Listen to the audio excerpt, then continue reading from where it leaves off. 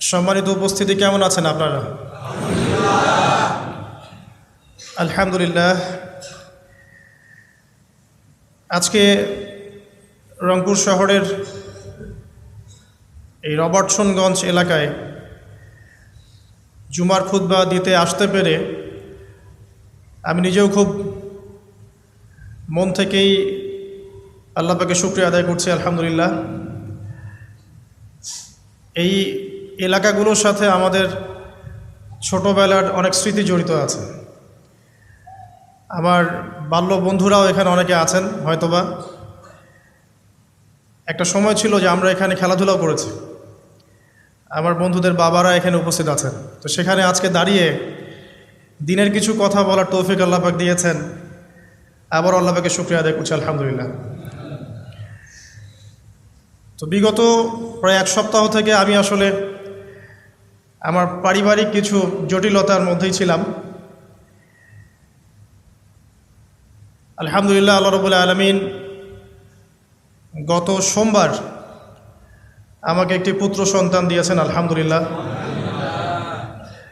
তো সন্তান, তার মা, পুরো পরিবারের বিষয়গুলোকে নিয়ে আমি খুবই ব্যস্ত ছিলাম। আল্লাহ পাক আমাদের সন্তানদেরকে যেন আগামী প্রজন্মের জন্য কবুল করে নেন, আমিন।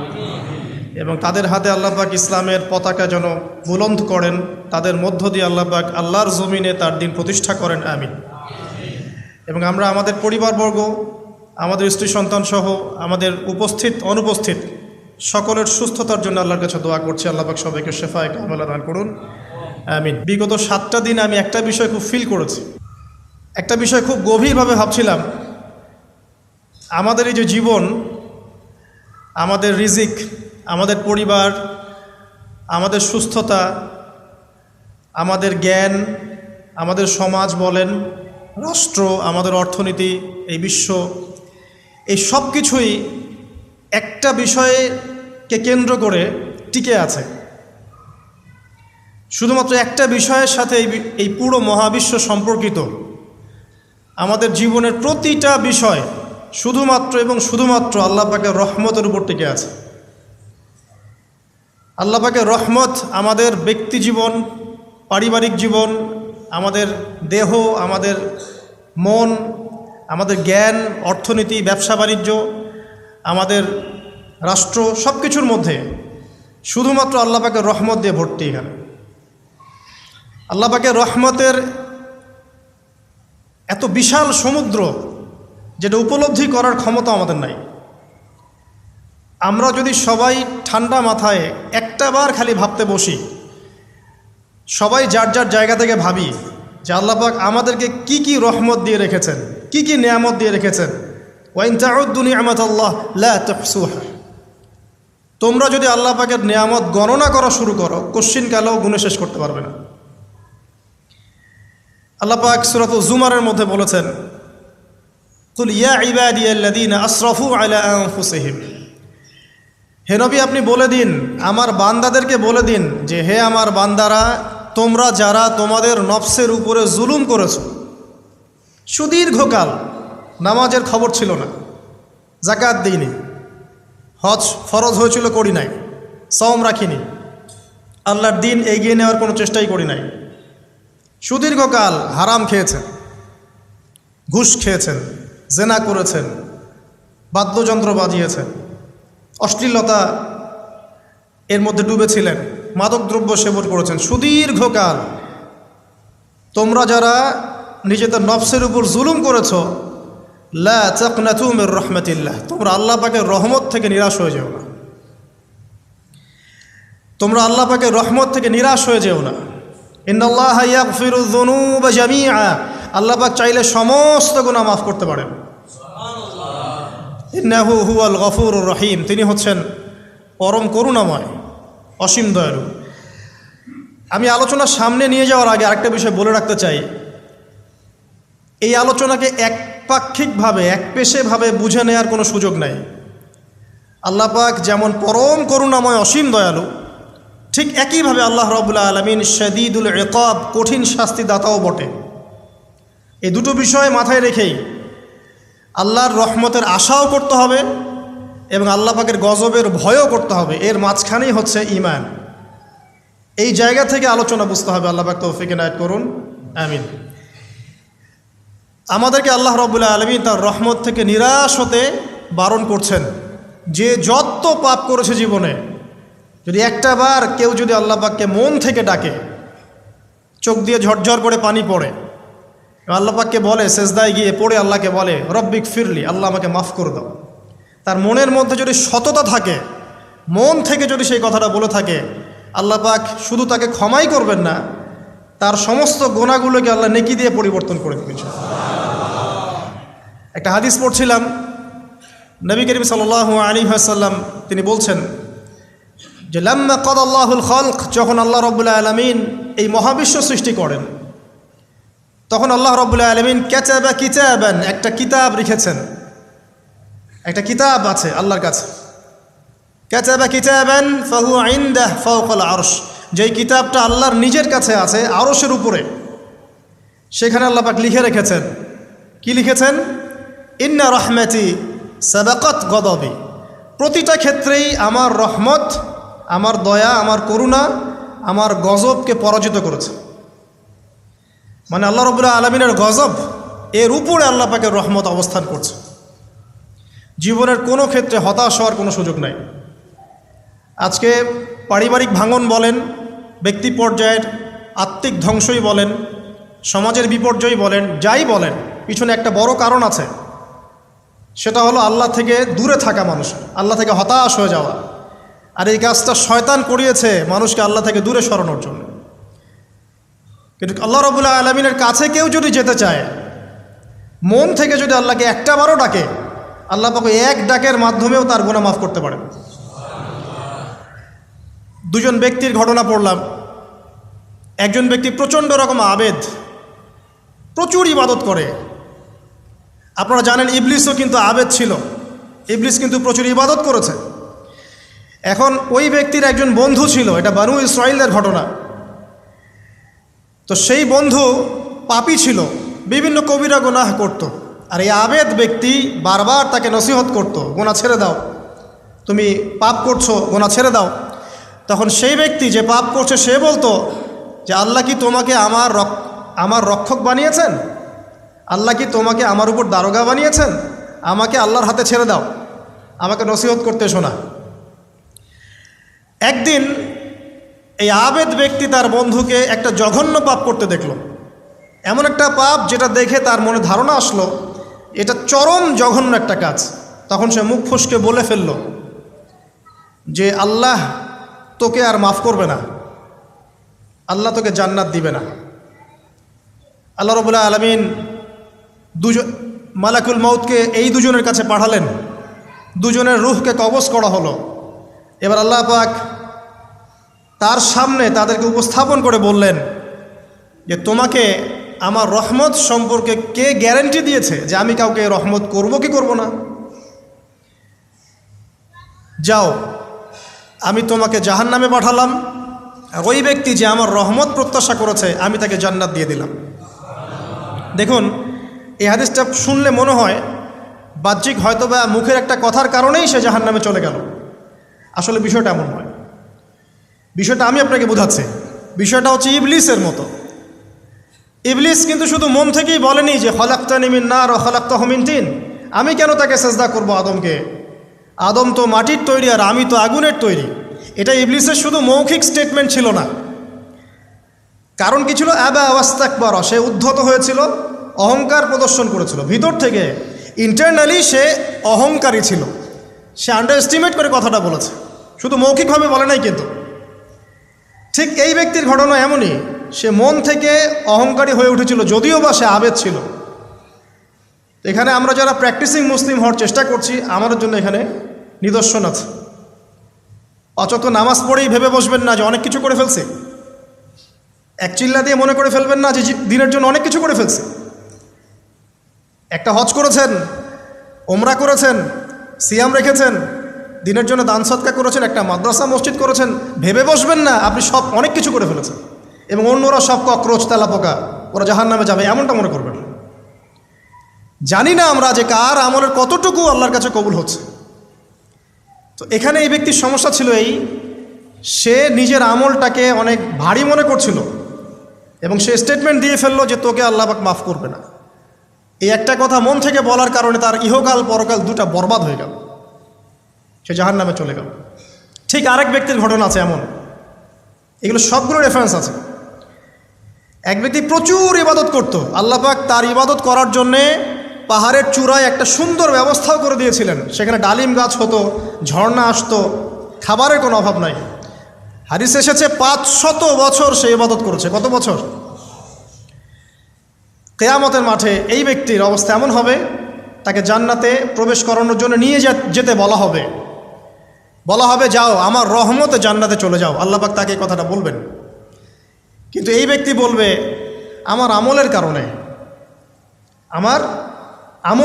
আল্লাহ পাক বলবেন আমার রহমতে জান্নাতে চলে যাও। ব্যক্তি বলবে আমার আমলের কারণে। আল্লাহ রাব্বুল আলামিন তখন তাকে দেওয়া সমস্ত নেয়ামতগুলোকে এক পাল্লায় করবেন আর তার সমস্ত আমলকে আরেক পাল্লায় করবেন। একটা চোখের যে নেয়ামত আল্লাহ পাকের, সমস্ত আমলও 500 বছরের ইবাদত এতটুকু হয়নি।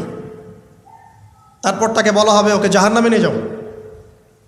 এবার জাহান্নামে যাওয়ার সময় সে বলবে আল্লাহ তোমার রহমতে আমাকে মাফ করে দাও। তখন আল্লাহ পাক তাকে আবার ডেকে নিয়ে আসবে, বলবেন যে তোমাকে যে আমি ইবাদত করার জায়গা করে দিয়েছিলাম, এটা কি তুমি নিজে করেছো না আমি করেছি? সে বলবে আপনি করেছেন।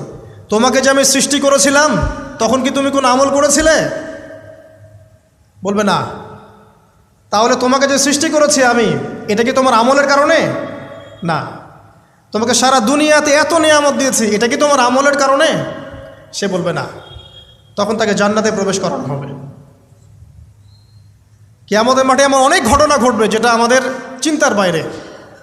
আরেকজন ব্যক্তিকে ডেকে আনা হবে, যে ব্যক্তি একটা দুটা নয় বরং 100টা খুন করেছে। সে 99 জন মানুষকে হত্যা করার পর ফতোয়া খুঁজে বেড়াচ্ছিল যে আমার তওবা কবুল হবে কিনা। একজন আবেদের কাছে গিয়েছে। আবেদ আর আলেম কিন্তু এক জিনিস না।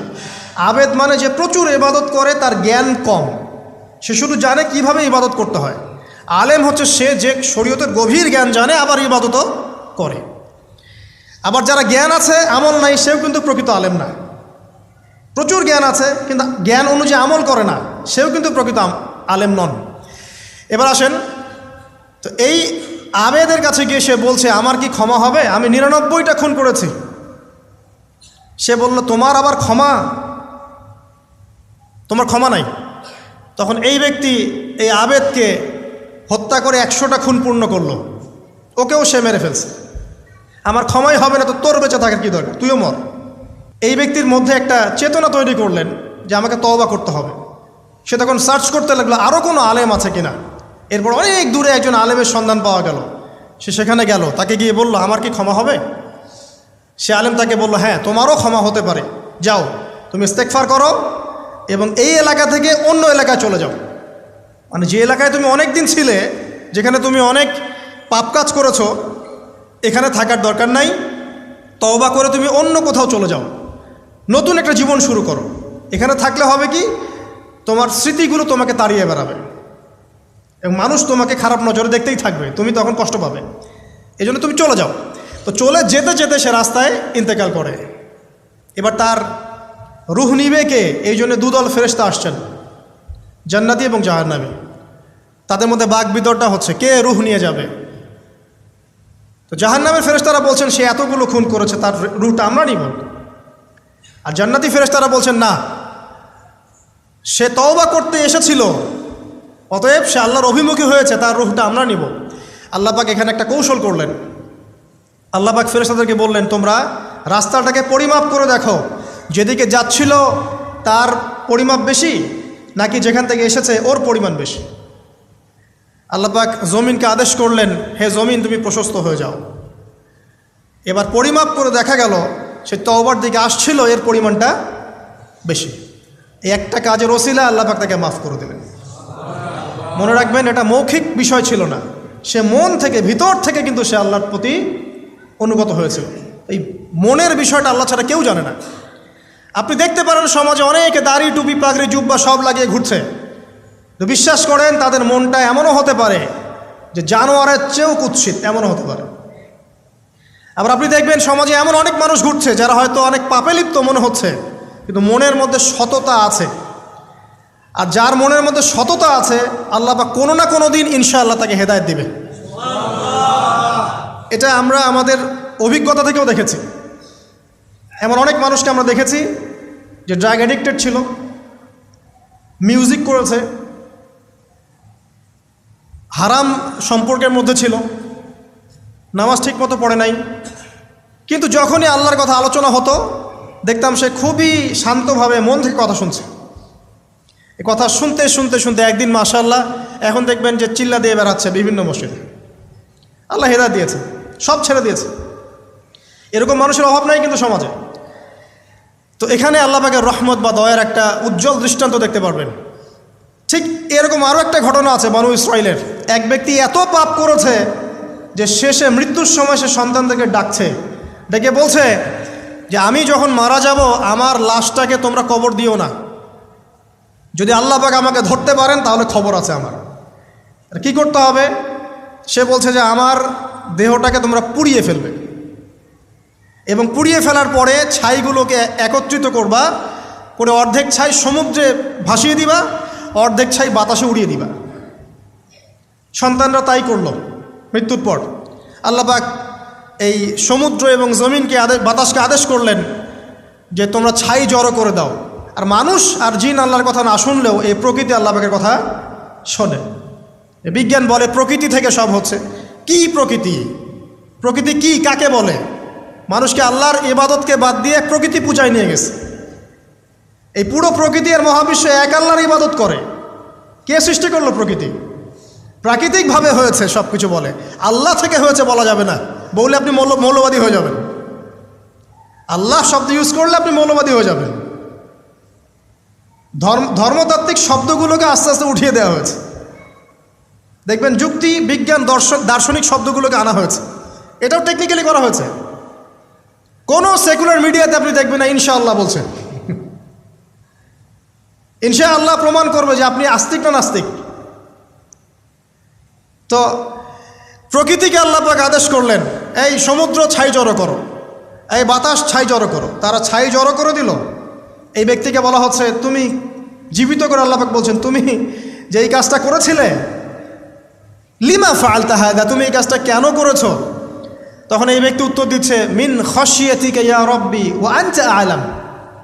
হে আল্লাহ, আমি আমার বুঝে যা এসেছে আপনার ভয়েই আমি এই কাজটা করেছি, আর আপনি খুব ভালো করেই জানেন যে আমি আপনার ভয়ে করেছি নাকি অন্য কোনো কারণে করেছি। মানে আপনি আমার মনের কথা জানেন। আল্লাহ পাক তাকে মাফ করে দিলেন। আপনাদেরকে আমি সেই ব্যভিচারী মহিলার কথাও মনে করাই, যে ছিল একজন প্রস্টিটিউট মহিলা, পতিতা, যেটা আমরা বলি সমাজের ভাষায়। যদিও এখন নতুন শব্দ এসেছে সেক্স ওয়ার্কার বা যৌনকর্মী, এবং এগুলোকে আমরা এখন প্রমোট করছি। আমরা এখন অশ্লীলতাকে প্রমোট করছি। এই কথা বলতে আমাদের বুক কাঁপা উচিত নয় যে আমরা এখন অশ্লীলতাকে প্রমোট করছি। আমরা এখন কাপড় খোলার সংস্কৃতির দিকে যাচ্ছি। যে কাপড় খুলে দিয়েছিল ইবলিস। ইবলিস আমাদের বাবা মার কাপড় জান্নাতে খুলে দিয়েছিল, এটা কি জানেন? ফল খাওয়ার পরে এই ফল খেতে কে প্রলুব্ধ করেছে? ইবলিস। গাছের কাছে গিয়ে ফল ভক্ষণ করার পর সর্বপ্রথম আমাদের পিতামাতার গা থেকে কাপড় খুলে পড়ে গেছে। তা আমাদের পিতামাতাকে মহাবিশ্বে নগ্ন করে দিয়েছে ইবলিস, আর তার অনুসারীরা এই জমিনে আদম সন্তানদেরকে নগ্ন করছে এখন। অতএব এই যে একটা ট্রেন্ড এখন চলছে, দেখবেন হারাম রিলেশনশিপকে মিডিয়ার মধ্য দিয়ে প্রমোট করা হচ্ছে, মনে হয় একটা স্বাভাবিক বিষয়। কোনো বিষয় না এটা, যে কেউ জেনাই করতে পারে। জেনা পর্ন খুব নর্মাল। হালালভাবে যদি আপনি বিয়ে শাদী করতে যান তখন সমস্যা হচ্ছে। হালালভাবে যদি আপনি বিয়ে করতে যান তখন সমস্যা হচ্ছে। হারামভাবে আপনি যা ইচ্ছা তাই করতে পারেন, সমাজে কেউ কিছু বলছে না। এখন বলছে এগুলো স্বাধীনতা। সুবহানাল্লাহ, কোন স্বাধীনতা? স্বাধীনতা বলে কোনো শব্দ নাই মহাবিশ্বে। এই পুরো বিশ্বের সমস্ত মানুষ আল্লাহর অধীনে পরাধীন। এই বিশ্বে যত মানুষ বসবাস করছে এখন, এরা কেউই স্বাধীন নয়, না কেউ স্বাধীন ছিল, না আছে, না থাকবে। সবাই আল্লাহ পাকের দাসত্বের অধীনে পরাধীন। স্বাধীন সেই এই পৃথিবীতে যে ব্যক্তি শয়তানের তাবেদারি করে ও নফসের তাবেদারি করে, ও তো স্বাধীন, যা ইচ্ছা তাই করতে পারে। এই যে অশ্লীলতার প্রমোটিংটা চলছে, এটাকে পারিবারিকভাবে বন্ধ করতে হবে। আল্লাহ পাক আমাদেরকে বোঝার তৌফিক দান করুন। এগুলো যত বাড়বে সমাজে মহামারী আসবে, দেখে নিয়ে মহামারী আসবে, দুর্ভিক্ষ আসবে, সমাজে এমন সব রোগ ব্যাধির জন্ম হবে যেগুলো নামও শোনে নাই মানুষ কখনো, এবং সামনে ভূমিধস অপেক্ষা করছে, এগুলো আসবে। যাই হোক, ওই মহিলা, যে ব্যক্তি একজন যৌনকর্মী ছিল, বা যেটা আমরা বলি ব্যভিচারিণী মহিলা ছিল, একটা কুকুরকে দেখেছে সে পানি পান করার জন্য তৃষ্ণার্ত, সে এটাতে মায়া করে, দয়া করে তার মোজাটাকে নামিয়ে এই কূপ থেকে পানি উঠিয়ে কুকুরকে পান করিয়েছে। এই একটা কাজের বদৌলতে আল্লাহ রাব্বুল আলামিন এই ব্যভিচারী মহিলাকে মাফ করে জান্নাত দিয়ে দিয়েছে। হাদিসে এটাও এসেছে, নবী সাল্লাল্লাহু আলাইহি ওয়াসাল্লাম বলেছেন, ইরহামু মান ফিল আরদ, তোমরা সবাই জমিনবাসীর প্রতি রহম করো। জমিনে মুসলিমই থাকতে হবে, তাদের প্রতি রহম করতে হবে এমন নয়, জমিনবাসী যারাই আছে সবার প্রতি রহম করো, জাতি ধর্ম বর্ণ নির্বিশেষে। এমনকি পশু পাখির প্রতিও দয়া করো। ইরহামু মান ফিল আরদ, জমিনে যারা আছে সবার প্রতি রহম করো। ইয়ারহামুকুম মান ফিস সামা, যিনি আসমানে আছেন তিনি তোমাদের প্রতি রহম করবে ইনশাআল্লাহ।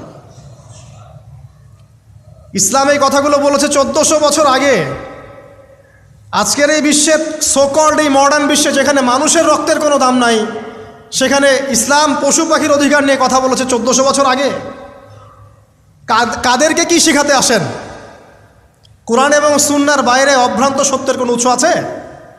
এখানে যা আছে তাই চূড়ান্ত। মানতে চাইলে মানেন, না মানতে চাইলে জাহান্নামে যান, কেউ তো বাধ্য করছে না। লাকুম দীনুকুম ওয়ালিয়া দিন। আল্লাহ পাকের রহমত দেখেন। আরেকটা ঘটনা আছে এমন, একটা বিড়ালকে বেঁধে রেখেছিল এক মহিলা, খাবার দেয় নাই, কষ্ট দিয়েছে। একটা বিড়ালকে খাবার না দিয়ে কষ্ট দেওয়ার কারণে এই মহিলাকে আল্লাহ পাক জাহান্নামে পাঠিয়েছে। এরকম কত ঘটনা আছে, এই ঘটনাগুলো হাদিসের পাতায় বর্ণিত আছে। কোরআনে কি বলছে দেখুন। কোরআনের আমি কয়েকটা পয়েন্ট আপনাদেরকে খালি বলছি, এটা নিয়ে আমি সকালে ভাবছিলাম। আল্লাহ পাক আদম আলাইহিস সালামকে সৃষ্টি করেছেন আমরা সবাই জানি, কিন্তু আল্লাহ পাক সূরা সদের মধ্যে বলছেন ইবলিসকে, হে ইবলিস, তোমাকে কিসে বারণ করলো আদমকে সেজদা করতে, যে আদমকে আমি নিজের হাত দিয়ে সৃষ্টি করেছি। আল্লাহ রাব্বুল আলামিন যে আমাদেরকে এত যত্ন করে ভালোবেসে সৃষ্টি করেছেন, এটা কি আল্লাহ পাকের দয়ার নিদর্শন নয়? মহাবিশ্বের অন্য কোনো মাখলুক সৃষ্টির ব্যাপারে আল্লাহ পাক বলেন নাই খলাকতু বিয়াদাই, আমি নিজ হাতে তাকে সৃষ্টি করেছি। শুধু সৃষ্টি নয়, সৃষ্টি করার পর আল্লাহ পাক তাকে সমস্ত নাম শিক্ষা দিয়েছেন। এই যে জ্ঞান শিক্ষা দেওয়া, জ্ঞান, এটা আল্লাহ পাকের সবচেয়ে বড় নিদর্শনগুলোর মধ্যে অন্যতম। এবং আল্লাহ পাকের সবচেয়ে বড় দয়া, আমার মত এটা, মানব জাতির উপরে আল্লাহ পাকের সবচেয়ে বড় দয়াটা হচ্ছে কি জানেন? আল্লাহ পাক আমাদেরকে জ্ঞান শিক্ষা দিয়েছেন, ওহী নাজিল করেছেন। এটা সব কিছুর ঊর্ধ্বে। কারণ আপনি তওবা করবেন, জ্ঞান লাগবে। নামাজ পড়বেন, জ্ঞান লাগবে। রোজা রাখবেন, জ্ঞান লাগবে। জাকাত দিবেন, ইলম লাগবে। আপনি দিনের যে কোনো আমল করেন, ইলম লাগবে। জান্নাত জাহান্নামের পথ খুঁজে পেতে হলে ইলম লাগবে। দেশ চালাবেন, ইলম লাগবে। অর্থনীতি চালাবেন, ইলম লাগবে। ইলম ছাড়া কিছু নাই, ইলমের উপরে কিচ্ছু নাই। এই ইলমটা আল্লাহ পাক কাকে শিক্ষা দিয়েছেন? আদম আলাইহিস সালামকে।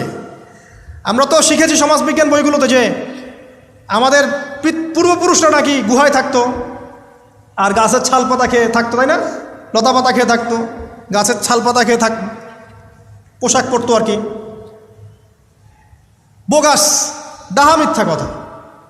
আল্লাহ রাব্বুল আলামিন সূরা বাকারা এবং সূরা আরাফ পড়ে দেখেন, আল্লাহ পাক বলছেন যে আদম আলাইহিস সালামকে আল্লাহ পাক সমস্ত নাম জ্ঞান শিক্ষা দিয়েছেন। মহাবিশ্বের যে প্রয়োজনীয় জ্ঞানগুলো আছে সেগুলো আল্লাহ পাক আদমকে শিখিয়েছেন আলাইহিস সালাম। ওয়াল্লামা আদামাল আসমাআ কুল্লাহা, আল্লাহ পাক আদমকে সমস্ত নাম শিক্ষা দিয়েছেন। আমাদের পিতা মাতারা মূর্খ ছিলেন না, তারা সৃষ্টি থেকেই জ্ঞানী ছিলেন। আদম আলাইহিস সালামের পারমাণবিক বোম বানানোর কোনো প্রয়োজন ছিল না। ছিল? বানান নাই। আপনার মধ্যে এই জ্ঞানটা আসছে কিভাবে?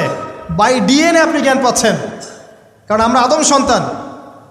অনেক জ্ঞান আমাদের ভিতরেই আছে, এগুলো চর্চার মধ্য দিয়ে, গবেষণার মধ্য দিয়ে প্রস্ফুটিত হয় মাত্র। জ্ঞান ভিতরে আছে আমাদের, আমাদের পিতাকে জ্ঞানী করে পাঠানো হয়েছে। এই জ্ঞান শিক্ষা দেওয়াটা হচ্ছে আল্লাহ পাকের সবচেয়ে বড় দয়াগুলোর মধ্যে একটা। রহম করেছেন। শুধু তাই নয়, আদম আলাইহিস সালামকে এমন জ্ঞান শিক্ষা দিয়েছেন যে জ্ঞান ফেরেশতারা পর্যন্ত জানতো না। এটা কি দয়া নয়? এটা কি আদম সন্তানের প্রতি ভালোবাসা নয়? তারপরে সেজদা করিয়েছেন। মহাবিশ্বে অন্য কাউকে কি সেজদা করানো হয়েছে? কোরআনে কি এমন কোনো দলিল আছে যে আদম আলাইহিস সালাম ছাড়া অন্য কাউকে সব ফেরেশতারা সেজদা করেছেন? আছে? তাহলে এই যে সম্মান দেয় আল্লাহর পক্ষ থেকে, সম্মান কিসের ভিত্তিতে? সম্মান শারীরিক ক্ষমতার ভিত্তিতে? সম্মানটা কি কারণে? জ্ঞানের কারণে, ইলমের কারণে, জ্ঞানের কারণে সম্মান। এই সম্মান দেওয়াটা কি আল্লাহ পাকের রহমত এবং দয়ার নিদর্শন নয়? অতএব সম্মান পেতে হলে, আল্লাহর রহমত পেতে হলে সেই জ্ঞানের চর্চায় আবার ফিরে আসতে হবে। আপনি যদি আজও সেই ওহির জ্ঞানের চর্চা করেন, আল্লাহ পাক এই পৃথিবীবাসীর বুকের মধ্যে আপনার জন্য সম্মান পয়দা করে দিবেন ইনশাআল্লাহ। দেখে নিন, ওই সেই জ্ঞানী যদি আপনি এখনও চর্চা করেন, আজও আপনি সম্মানিত হবেন ইনশাআল্লাহ। ব্যক্তি চর্চা করলে ব্যক্তি সম্মানিত হবে, একটা পরিবার চর্চা করলে ওই পরিবার সম্মানিত হবে, একটা সমাজ যদি চর্চা করে সেই ওহির জ্ঞান, ওই সমাজ সম্মানিত হবে। একটা দেশে যদি আপনি ওই ওহিভিত্তিক জ্ঞান ছড়িয়ে দেন, পুরো দেশকে আল্লাহ পাক সম্মানিত করবে ইনশাআল্লাহ, পুরো জাতিকে সম্মানিত করবে ইনশাআল্লাহ। আরও সামনে যান, এই যে আদম এবং হাওয়া আলাইহিস সালাম গাছের কাছে চলে গেলেন, ফল খেয়ে ফেললেন, কারণ আমরা আদম সন্তান, ভুল করি। আল্লাহ পাকের সাথে সাথেই বহিষ্কার করে দিয়েছেন?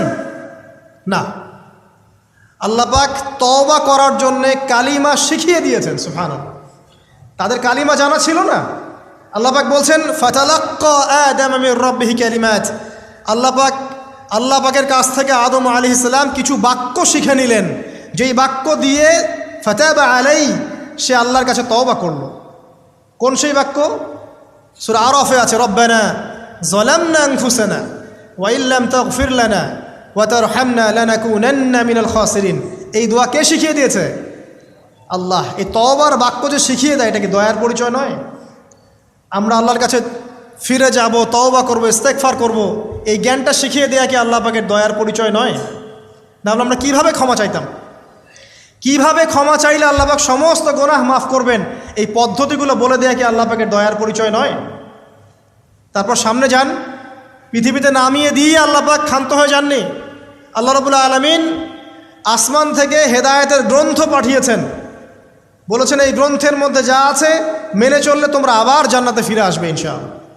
আল্লাহ পাক আদম এবং হাওয়া আলাইহিস সালাম এবং আদম সন্তান সবাইকেই সৃষ্টি করেছেন, উদ্দেশ্য হচ্ছে আল্লাহ পাক আমাদেরকে জান্নাত দিতে চান। আল্লাহ পাক চান যে আমরা যেন জান্নাতে যাই।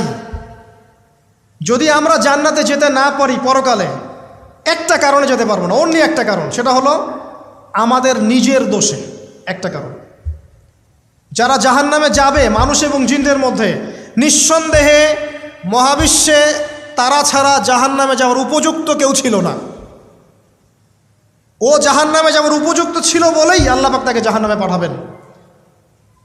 আর যারাই জান্নাতে যাবে প্রত্যেকেই শুধু আমলের বদৌলতে যাবে না, বরং আল্লাহ পাকের রহমতেই যাবে। আল্লাহ পাকের রহমত যাদের উপরে বর্ষিত হবে তারাই জান্নাতে যাবে ইনশাআল্লাহ। কে আমল দিয়ে যেতে পারবে না। যত আমলই করি বলা যাবে না এই আমলের বদৌলতে জান্নাতে যেতে পারবো। আল্লাহ পাক দয়া না করলে হবে না। আল্লাহ পাক চান যে আদম সন্তান যেন জান্নাতেই যায়। এই কারণেই সৃষ্টি করা, এই কারণেই আপনার ওহীভিত্তিক গ্রন্থগুলো পাঠানো, এই কারণে নবী রাসূল পাঠানো, আলেম ওলামা সৃষ্টি করা, মানুষকে সতর্ক করা, হায়াত দেয়া, বারংবার জীবনে চলতে ফিরতে আপনাকে অ্যালার্ম করা হয়, আল্লাহর পথে ফিরে আসেন, আল্লাহর পথে ফিরে আসেন। অ্যালার্ম করা হয় না? বিপদ দিয়ে আপনাকে অ্যালার্ম করা হয় আল্লাহর পক্ষ থেকে। আপনি চলতে পথে হোঁচট খান, আল্লাহ আপনাকে অ্যালার্ম দেন, ফিরে আসো। চলছেন বিপথে, আল্লাহ পাকে অ্যালার্ম দেন, ফিরে আসো। আল্লাহ পাকের পক্ষ থেকে কিন্তু এগুলো আসে। অদ্ভুত একটা হাদিস বললাম, অদ্ভুত বলতে বলছি অ্যামেজিং হাদিস, যে একজন সাহাবী বলছেন, সালমান রাদিয়াল্লাহু আনহু, তিনি বলছেন যে যখন মুমিনের উপর বিপদ আপদ বালা মুসিবত আসে, তখন মুমিনের এই বিপদ আপদ বালা মুসিবত রোগ শোকের বদৌলতে আল্লাহ পাক তার গুনাহগুলোকে মাফ করে দেন এবং তার মর্যাদাকে বাড়িয়ে দেন এবং সে আল্লাহর দিকে ফিরে আসার অনুশোচনা করার সুযোগ পায়। আর যখন কাফের মোশরেক বা ফাসেক মানুষকে এইসব রোগ ব্যাধি বিপদ আপদ বালা মুসিবত ঘিরে ধরে, তার দৃষ্টান্ত সেই উটের ন্যায় যে উটটাকে তার মালিক বেঁধে রেখেছে, এরপর ছেড়ে দিয়েছে। সে উটটা বুঝতেও পারলো না কেন তার মালিক তাকে বেঁধে রাখলো আর কেনই বা তাকে ছেড়ে দিল। কথাটা কি বুঝতে পারছেন? যারা আল্লাহ দ্রোহী তাদের উপর যখন বিপদ আপদ বালা মুসিবত আসতে থাকে, তারা বুঝে না যে কী জন্যে আসলো আর কেন চলে গেল। কিন্তু মুমিন ব্যক্তি যারা মুসলিম আল্লাহর অনুগত, তাদের বিষয়টা হচ্ছে এমন, বিপদ আপদ বালা মুসিবত রোগ ব্যাধি তাদেরকে আল্লাহর দিকে ফিরিয়ে নিয়ে আসবেন ইনশাআল্লাহ। দেখুন, এই যে পৃথিবীতে নামিয়ে দেয়া, এরপর আল্লাহর পক্ষ থেকে ঐশী গ্রন্থগুলো পাঠানো, নবী রসুল পাঠানো, আলেম ওলামা পাঠানো, আপনাকে হায়াত দেয়া, আপনাকে রিজিক দেয়া, এই শ্বাস নেওয়ার ক্ষমতা দেয়া, আপনাকে জ্ঞান বুদ্ধি দেয়া, বিবেক দেয়া, যে আমি তার পাশে লাউ গাছ উৎপন্ন করলাম। কোন গাছ? খেতে পারেন, এর শাক এবং এই যে ফল, এটার মধ্যে নিঃসন্দেহে এমন এমন কিছু উপাদান আছে যেটা হয়তো আমরা জানিও না, আবিষ্কার করা হয়নি। তিনি সুস্থ হয়ে গেলেন আলহামদুলিল্লাহ। কোথায় যাবেন? যে কোনো জায়গায় যান।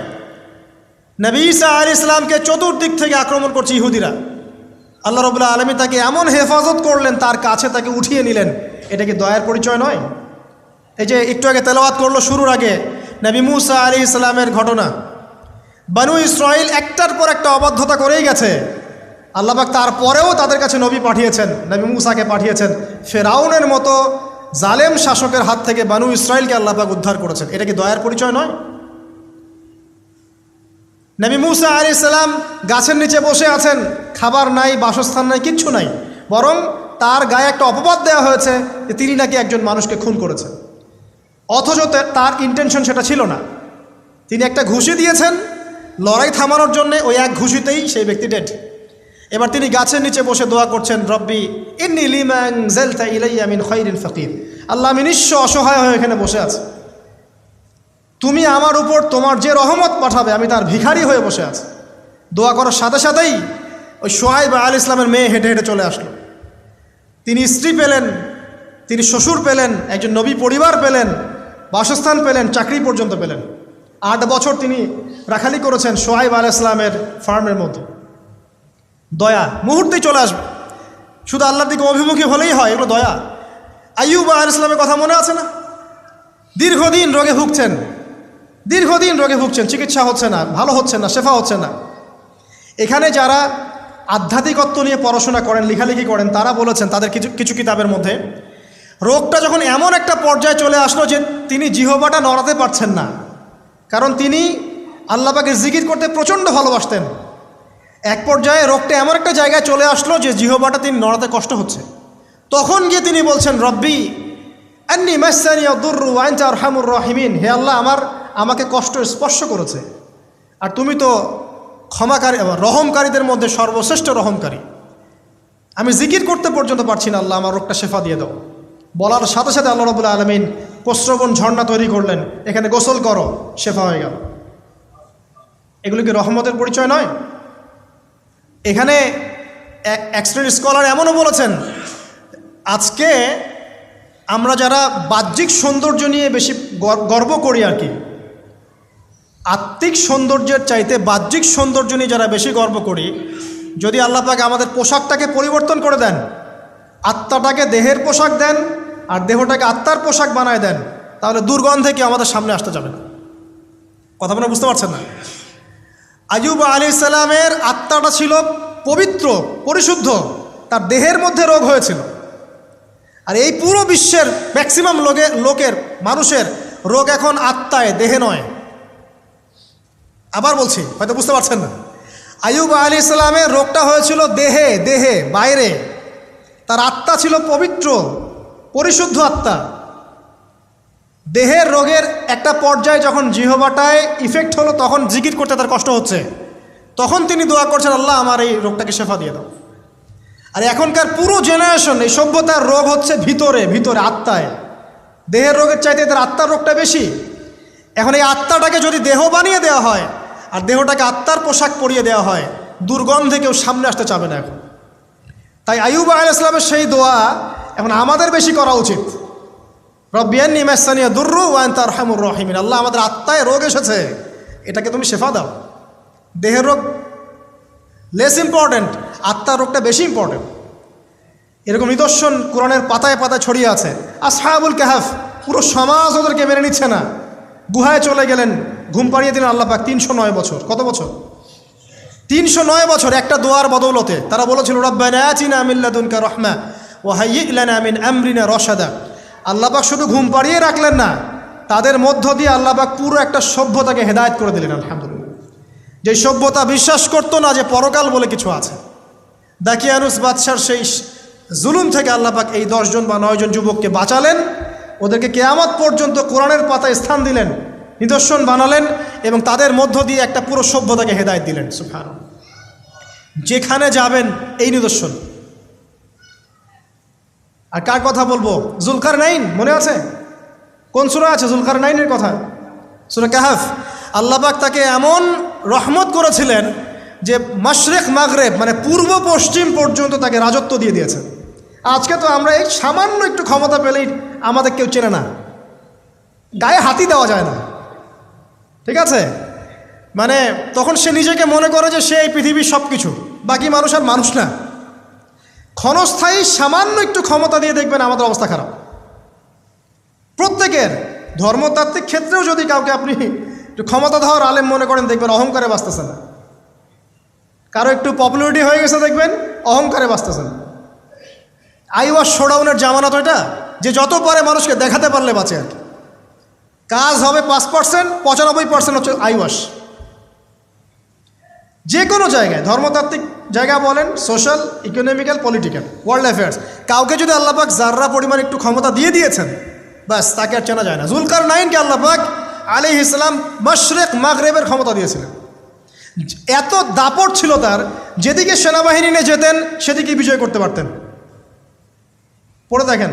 আর এই ব্যক্তি কিন্তু আলেকজান্ডার দ্য গ্রেট নয়। পশ্চিমারা এখানে আবার একটা ষড়যন্ত্র করেছে। তারা বলে এই ব্যক্তি ছিল আলেকজান্ডার দ্য গ্রেট। এটা ভুয়া কথা। তিনি একজন আল্লাহ পাকের বড় ওলি ছিলেন অথবা নবী ছিলেন। কি ছিলেন আল্লাহ পাক এটা কোরআনে বলেননি, স্পষ্ট করেন নাই। তা আমরা ধরে নিচ্ছি আল্লাহ পাকের তিনি একজন শুকরগুজার বান্দা ছিলেন। তাকে একটা কম বলছে যারা পাহাড়ের মাঝখানে থাকতো, ইয়া জুলকারনাইন, হে জুলকারনাইন, ইন্না ইয়াজুজ ওয়া মাআজুজ মুফসিদুনা ফিল আরদ। ইয়াজুজ আর মাআজুজ এর সভ্যতা জমিনে ফাসাদ সৃষ্টি করছে। ফাহাল নাজআলু লাকা খরজান আলা আন তাজআলা বাইনানা ওয়া বাইনাহুম সাদ্দা। আমরা কি তোমাকে একটু ট্যাক্স দিব, খাজনা দিব, যে খাজনার বদৌলতে তুমি একটা প্রাচীর নির্মাণ করে দিবে, যে প্রাচীর নির্মাণ করলে ওরা আর আমাদের কাছে আসতে পারবে না। তখন এই প্রতাপশালী বাদশার স্টেটমেন্ট হচ্ছে এই, ক্বালা মা মাক্কান্নী ফীহি রাব্বী খায়র। আল্লাহ আমাকে যা দিয়েছেন তার পক্ষ থেকে এটা যথেষ্ট, তোমাদের এইসব ট্যাক্সের দরকার নেই আমার। এই যে আল্লাহ পাকের রহমত দেখেন। ঠিক খিজির আলাইহিস সালামকেও দেখবেন, ওই 3টা ঘটনা মনে আছে না? নৌকা ফুটা করা, বাচ্চাকে হত্যা করা, আর হচ্ছে কি ওই যে কি দেয়াল নির্মাণ করা। সূরা কাহফ আজকে বাসায় গিয়ে পড়েন। তাকে আল্লাহ পাক ভবিষ্যতের জ্ঞান দেখাচ্ছেন, ভবিষ্যতে কি হবে, যেই জ্ঞানটা মূসা আলাইহিস সালামকে আল্লাহ পাক দেখাচ্ছেন না। মূসা আলাইহিস সালাম বলছেন কেন নৌকা ফুটা করলেন, কেন বাচ্চাকে হত্যা করলেন, কেন এই প্রাচীর নির্মাণ করলেন। আর খিদির আলাইহিস সালাম বলছেন যে জ্ঞান আল্লাহ তোমাকে দেন নাই তা আল্লাহ পাক আমাকে দিয়েছেন। আমি এই কারণে নৌকা ফুটা করছি, কারণ নৌকা ফুটা না করলে ভবিষ্যতে এই নৌকাটা সিজ করা হবে, ছিনতাই করা হবে। বাচ্চাটাকে হত্যা করেছে এই কারণে, এই বাচ্চা বড় হলে বড় কাফের হতো। দেয়াল নির্মাণ করেছে এই কারণে, এই দেয়ালের নিচে এই বাচ্চাদের এতিম 2 বাচ্চার গুপ্তধন রাখা আছে, ওর বাবা মা রেখেছে। এটা তুমি জানো না, আমি জানি। এটা জানার পরে তিনি অহংকার করছেন না, তিনি বলছেন রাহমাতাম মির রব্বি, এই জিনিসটা আমার রবের রহমত, আমার প্রতি দয়া। 2 শ্রেণীর মানুষ আপনি পাবেন। এক, যারা তাদের স্ট্যাটাস, প্রতিপত্তি, জ্ঞান এসবের অহংকার প্রদর্শন করবে। আর এক শ্রেণী যারা এগুলো আছে, যাদের এগুলো আছে বাট তারা বলবে এগুলো হাযা মিন ফাদলি রব্বি, এগুলো আমার রবের রহমত। এখানে সফল 2য় শ্রেণীর মানুষ, 1ম শ্রেণীর নয়। ইউসুফের কথা মনে আছে? আলাইহিস সালাম কুয়ায় ছিলেন, কুয়া থেকে জেলে, কুয়া থেকে রাজপ্রাসাদে, সেখান থেকে জেলখানায়। জেলখানার একটা মানুষ যে পরবর্তীতে মিশরের শাসক হবে, কেউ কি ভেবেছিল? কেউ ভেবেছিল? ওই সময় কেউই ভাবে নাই। কিন্তু ওই মানুষটাকে আল্লাহ রাব্বুল আলামিন মিশরের রাজত্ব দিয়েছেন যার মধ্য দিয়ে আল্লাহ পাক হাজার হাজার লক্ষ লক্ষ মানুষকে দুর্ভিক্ষের হাত থেকে বাঁচিয়েছেন। আল্লাহ পাকের পরিকল্পনা, রহমত দেখেন। প্রত্যেক আম্বিয়া কেরামের জীবনী পড়ে দেখেন, এরকম রহমতের অসংখ্য নিদর্শন কোরআনে এবং হাদিসে আছে। এখন শেষ করার আগে, এটা বলতে থাকলে অনেক সময় চলে যাবে, নামাজের সময় চলে যাবে, আমরা শেষ করছি। আমরা আসলে এখন যদি আল্লাহর রহমত পেতে চাই এবং আমাদের জীবনটাকে আল্লাহ পাকের আনুগত্যে, দাসত্বে, অহংকার মুক্তভাবে তওবা ইস্তেগফারের মধ্য দিয়ে কাটাতে চাই, তাহলে আসলে কি কি পয়েন্টস আমাদের কাজ করা দরকার, জাস্ট পয়েন্টসগুলো বলছি। 1 নম্বর হচ্ছে জ্ঞান অর্জন করতে হবে। যে জ্ঞান আল্লাহ পাক আদম আলাইহিস সালামকে শিখিয়েছেন, ওই জ্ঞান চর্চা যদি আমরা বাড়াই, কোরআন সুন্নাহ ওহির জ্ঞানের চর্চা যদি আপনারা বাড়াই, ইনশাআল্লাহ, ঠিক আছে, লাগবে না 15 মিনিট, আমি 5 মিনিট শেষ করছি। ওহির জ্ঞানের চর্চা যদি আমরা বাড়িয়ে দেই, দেখবেন ইনশাআল্লাহ আল্লাহ পাক আপনার সম্মান, আপনার রিজিক, আপনার প্রতি করুণা, দয়া, মায়া, মহব্বত সব বাড়িয়ে দেবেন ইনশাআল্লাহ। এটা প্রথম পয়েন্ট। প্রিয় ভাইয়েরা, যারা আজকের লেকচার শুনছেন বা যারা পরবর্তীতে অনলাইনে শুনবেন, ওহির জ্ঞানের চর্চা।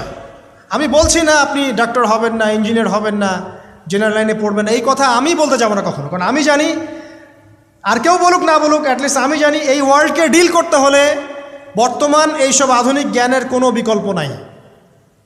কিন্তু এই জ্ঞানটার সাথে কোরআন সুন্নাহর জ্ঞান থাকতেই হবে।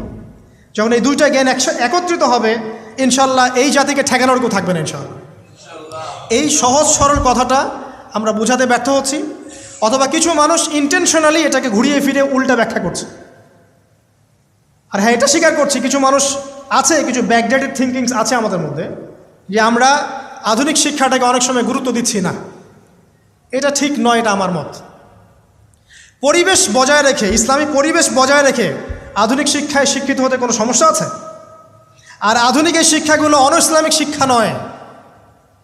আপনি যে কোনো এডুকেশনের বেসে যান, ম্যাথামেটিক্সে যাবেন, অ্যালজেব্রায় যাবেন, আপনি কেমিস্ট্রিতে যাবেন, ফিজিক্সে যাবেন, বায়োকেমিস্ট্রি যাবেন, জ্যোতির্বিজ্ঞানে যাবেন, মেডিকেল সায়েন্স, প্রত্যেকটাতে দেখেন মুসলিমদেরকে খুঁজে পাবেন আপনি।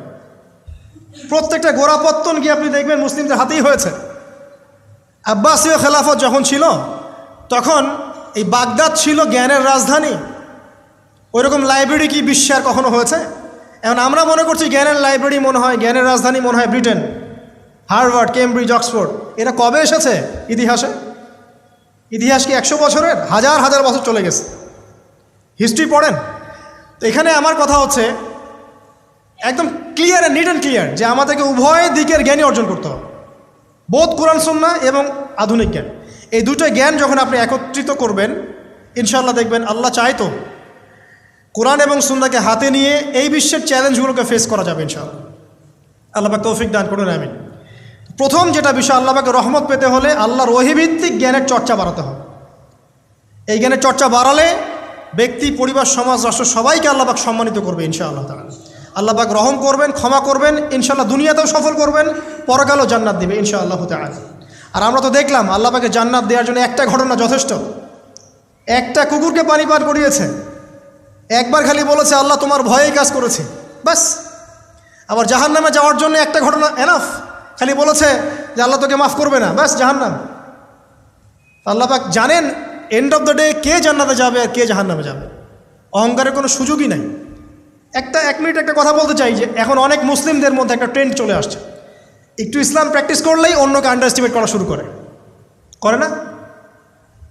এখন তো অনলাইনের যুগ, আর এখন তো কাজ করতে কোনো শ্রম লাগে না, খালি ঘরে বসে শুয়ে 2টা লাইন লিখলেই কাজ শেষ। ঘরে বসে শুয়ে ফেসবুকে 2টা লাইন লিখলেই কাজ শেষ।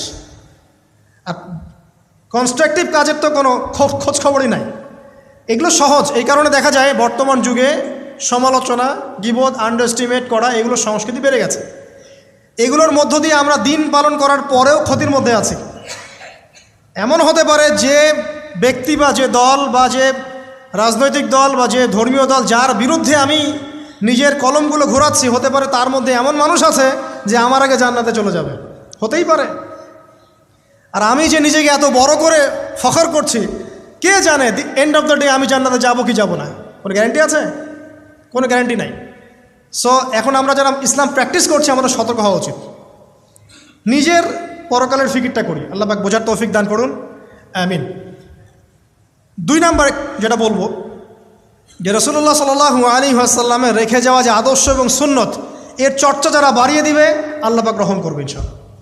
সূরা আলে ইমরানের 31 নম্বর আয়াত পড়ে দেখেন, আল্লাহ পাক নিজে বলছেন, কুল ইন কুনতুম তুহিব্বুনাল্লাহ ফাত্তাবিউনি, হে নবী বলে দিন, তোমরা যদি আল্লাহর রহমত আর ভালোবাসা পেতে চাও তাহলে আমাকে অনুসরণ করো। আমাকে যে বা যারাই নবী সাল্লাল্লাহু আলাইহি ওয়াসাল্লামকে অনুসরণ করবে আল্লাহ তার প্রতি দয়া করবে ইনশাআল্লাহ।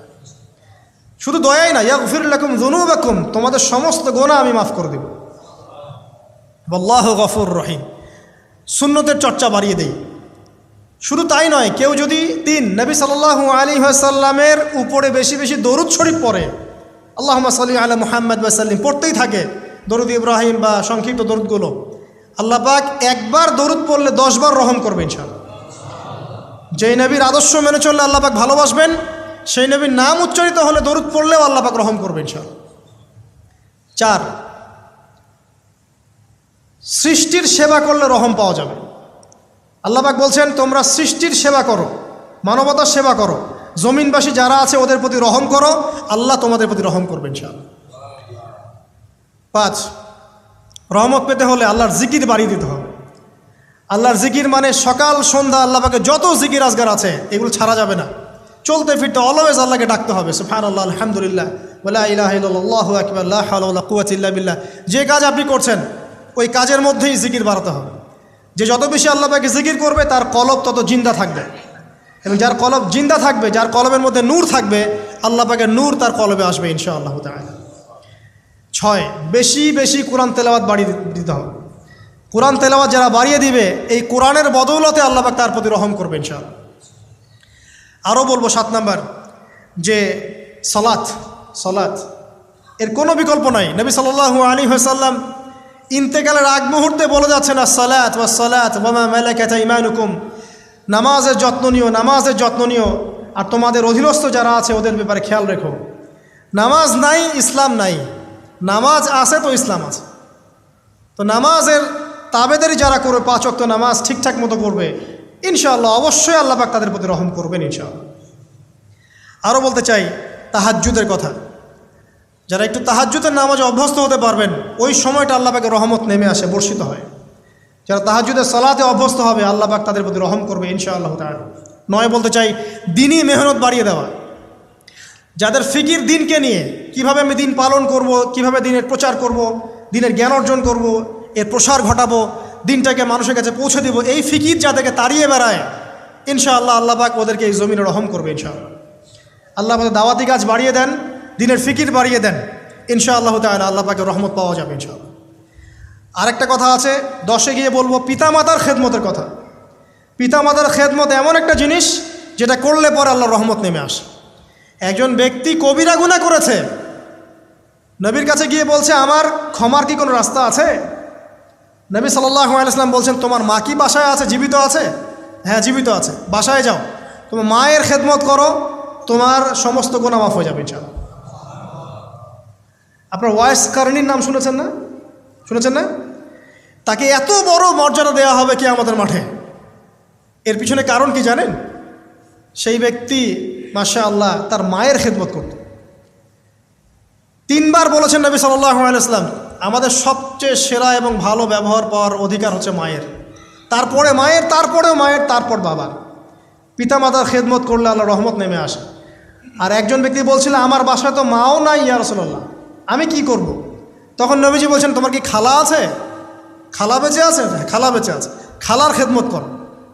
এখনকার এই বিশ্বে দেখেন সম্পর্কগুলো কিন্তু ভেঙে যাচ্ছে। পিতা মাতা, ভাই বোন, আত্মীয় স্বজন, প্রতিবেশীর তো খবরই নেই। আমি তো জানি না আমার পাশের ফ্ল্যাটে কে থাকে। হ্যাঁ, অবস্থা এমন। তো সমাজের উপকার করলে, জনকল্যাণমূলক কাজ করলে, পিতামাতার খেদমত করলে, আত্মীয়তার বন্ধন অটুট রাখলে এবং অন্যের সমস্যার সমাধান করার জন্য মানব সেবামূলক কাজ করলে আল্লাহর রহমত নেমে আসে। আজকে আমি 10টা বলেছি, ছাড়া আরও অনেক কাজ আছে যেগুলো নিয়মিত করতে থাকলে আল্লাহ রাব্বুল আলামিনের রহমত নেমে আসে। মোটা দাগে জ্ঞান অর্জন, মোটা দাগে নবী সাল্লাল্লাহু আলাইহি ওয়াসাল্লামের সুন্নাহ অনুসরণ, আল্লাহর ওহীর জ্ঞানের প্রচার প্রসার ঘটানো, দিনকে নিয়ে ভাবা, দিনের ফিকির করা, কোরআন তেলাওয়াত বাড়ানো, জিকির বাড়ানো, বেশি বেশি ইস্তেগফার করা, তওবা করা, বেশি বেশি ইস্তেগফার করা, আল্লাহর কাছে দোয়া করা, নামাজ তাহাজ্জুদ বাড়িয়ে দেয়া, আত্মীয়তার সম্পর্কগুলো বজায় রাখা, ঠিক আছে, আল্লাহ পাকের জমিনে দিনের প্রচার প্রসারের চেষ্টা করা, এবং সর্বোপরি ইসলাম এবং তাকওয়া বজায় রেখে যারা চলবে ইনশাআল্লাহ, আল্লাহ পাক এই দুনিয়াতেও তাদের প্রতি রহম করবেন ইনশাআল্লাহ, পরকালেও তাদের প্রতি রহম করবে ইনশাআল্লাহ আযজা ওয়া জাল। সর্বশেষ একটা হাদিস বলে শেষ করছি। রাসূলুল্লাহ সাল্লাল্লাহু আলাইহি ওয়াসাল্লাম বলেছেন, আল্লাহ রাব্বুল আলামিন যখন এই পুরো মহাবিশ্ব সৃষ্টি করেছেন, তার রহমতটাকে তিনি 100 ভাগে ভাগ করেছেন। কত ভাগে? 100 ভাগে।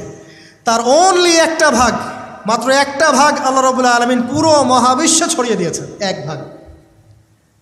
আর আপনাদেরকে আমি অন্য একটা লেকচারে বলেছিলাম, সমুদ্রের ধারে যখন আপনি হাঁটবেন বা নদীর তীরে যখন আপনি হাঁটবেন, ওখানে একটা বালুর যে পরিমাণ অবস্থান, এই পুরো মহাবিশ্বে কিন্তু পৃথিবীর অবস্থান তার চেয়েও কম। যারা সায়েন্স পড়েছেন তারা জানেন, পুরো মহাবিশ্বে পৃথিবীর অস্তিত্ব এর চেয়েও কম, একটা বালুর কণার চেয়েও কম।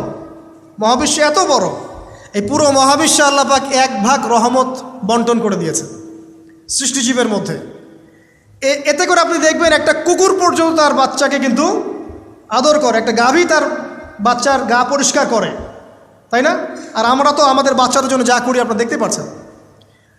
বাকি 99 ভাগ রহমত আল্লাহ রাব্বুল আলামিন তার নিজের কাছে গচ্ছিত রেখেছেন, যা দিয়ে কিয়ামতের মাঠে আল্লাহ পাক বান্দাদেরকে মাফ করবে ইনশাআল্লাহ। অতএব সর্বশেষ কথা হচ্ছে, আমরা যারা আল্লাহ থেকে দূরে আছি, হতাশ হওয়ার কোনো কারণ নেই। লা তাকনাতু মির রাহমাতিল্লাহ।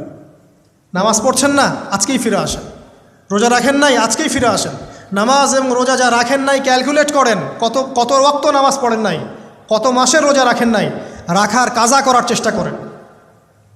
যাকাত দেন নাই, হিসেব করেন, যাকাত দিয়ে দেন। সুদ খেয়েছেন, তওবা করে আজকেই ফিরে আসেন। জেনা করেছেন, আজকেই ফিরে আসেন। মানুষকে ঠকিয়েছেন, তার টাকা ফেরত দিয়ে দেন। সম্পত্তি জোর করে আত্মসাৎ করেছেন, ফেরত দিয়ে দেন। কাউকে গালি দিয়েছেন, গোপনে তাকে গিয়ে বলেন, ভাই আপনাকে গালি দিয়েছিলাম, আমাকে মাফ করে দিন। আজকেই ফিরে আসেন। লা তাকনাতু মির রাহমাতিল্লাহ, ইন্নাল্লাহা ইয়াগফিরু যুনুবা জামিআ। আল্লাহ পাক সমস্ত গুনাহ মাফ করবেন ইনশাআল্লাহ তাআলা। অতএব তরুণ সমাজে যারা হতাশ, পাপে নিমজ্জিত আছো, নামাজ পড়ছো না, হারাম অ্যাফেয়ার্সে আছো, মাদক খাচ্ছ, এইসব অশ্লীল কাজে সময় নষ্ট করছো, বেপর্দায় ঘুরছো, হ্যাঁ, পিতামাতার সাথে রুড বিহেভ করছো, তোমার বয়সটাকে নষ্ট করছো, দিনের জন্য 3 দিন সময় লাগাতে পারলে না, কোরআন পড়া শিখতে পারলে না, কিছুই করছো না, হতাশ হয়েও না।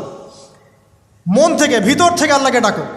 মন থেকে আল্লাহকে ডেকে একটা বার আল্লাহর দিকে ফিরে এসে দেখো, ইনশাআল্লাহ তাআলা দেখবা এখানে যে শান্তি আছে, সারা দুনিয়ার কোথাও সে শান্তি পাবা না ইনশাআল্লাহ।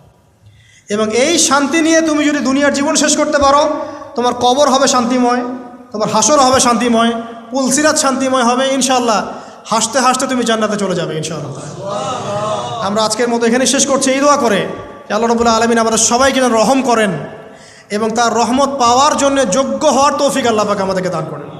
এবং যেই কাজগুলো করলে পরে আল্লাহর রহমত থেকে মানুষ বঞ্চিত হয়, এই কাজগুলো দূরে থাকার তৌফিক আল্লাহ রাব্বুল আলামিন আমাদের সবাইকে দান করেন। আমিন। আকুলু কওলি হাযা আস্তাগফিরুল্লাহু লি ওয়া লাকুম ওয়া লিসাইল মুসলিমিন। বারাকাল্লাহু লানা ওয়া লাকুম বিল আয়াতিল হাকীম। ইন্নাহু তাআলা জাওয়াদুন কারীমুন বাররাউফুর রহিম। আসসালামু আলাইকুম ওয়া রাহমাতুল্লাহ।